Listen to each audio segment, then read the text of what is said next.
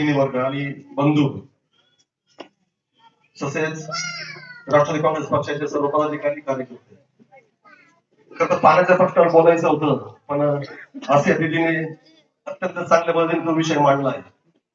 दादांनी कोपरगाव शहरातून पाण्याचा प्रश्न मिटावा असं नाही. आपल्या कोपरगाव तालुक्यातील ग्रामीण भागात प्रत्येक खेडेगावामध्ये शुद्ध पाणी गेलं पाहिजे, प्रत्येक कुटुंबाला पाणी मिळालं पाहिजे.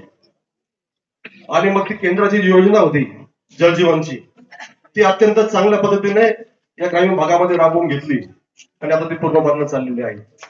तसेच 110 वर्ष जुन्या अशा गोगावरी कालव्याचा प्रश्न होता आणि त्यांची दुरुस्ती झालेली नव्हती. ब्रिटिश काळापासून त्याची दुरुस्ती झालेली नव्हती आणि पाण्याचा अपव्यय व्हायचा आणि ते पाणी पुढे नाल्यांना वाहून जायचं, शेतकऱ्याच्या शेतापर्यंत जात नसायचं, टेलपर्यंत जात नसायचं. दादांनी त्यासाठी 300 कोटी रुपये मंजूर करून आणले आणि आता कोपरगाव तालुक्याचं बरंचसं क्षेत्र उलिताखाली आलंय. राहिला प्रश्न आरोग्याचा. कोपरगाव शहरामध्ये ग्रामीण रुग्णालय आहे, परंतु उपजिल्हा रुग्णालय कोपरगाव शहरात व्हायला पाहिजे होतं. कारण इथून आपल्याला अहिल्यानगरला जायचं म्हटलं तर 100 किलोमीटर अंतर होतं, नाशिकला जायचं 100 किलोमीटर अंतर, संभाजीनगरला जायचं 100 किलोमीटर अंतर. म्हणून 100 खाटाचं दादांनी आपल्या लक्ष्मीनगर भागामध्ये एक उपजिल्हा रुग्णालयाची इमारत मंजूर करून आणली. 27 कोटी रुपये खर्च त्याला आला आणि 100 बेडचं ते हॉस्पिटल आहे. एवढं मोठं काम दादाने आरोग्याच्या दृष्टीने केलेलं आहे. मी आता आपल्याला 100 किलोमीटर जायची गरज पडणार नाही. तसेच जे अपंग बांधव असतात त्यांना प्रमाणपत्रासाठी सुद्धा एवढं 100 किलोमीटर जावं लागायचं. यापूर्वी दादा प्रत्येक मंगळवारी गाड्या द्यायचे आणि 50-50 लोकांचे बॅच घेऊन जायचे आणि त्यांना प्रमाणपत्र मिळवून द्यायचे. ते आता इथे उपलब्ध होणार आहे. दादाने अपंग बांधवांसाठी सुद्धा काम केलं आहे. अनेक अपंग बांधवांना, दिव्यांगांना त्यांनी कृत्रिम अवयव उपलब्ध करून दिले.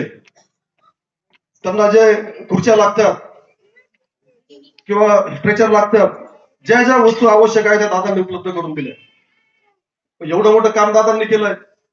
बेरोजगारीचा प्रश्न होता, दादांनी बेरोजगारीच्या प्रश्नावर शासन दरबारी पाठपुरावा केला आणि सोनेवाडी भागामध्ये दादांनी MIDC मंजूर करून घेतली. आता प्रत्यक्षात तेथे प्लॉट पडले आहेत आणि कामाला सुरुवात होत आहे. तेथे उद्योग येतील, व्यवसाय भरभराटीला येईल.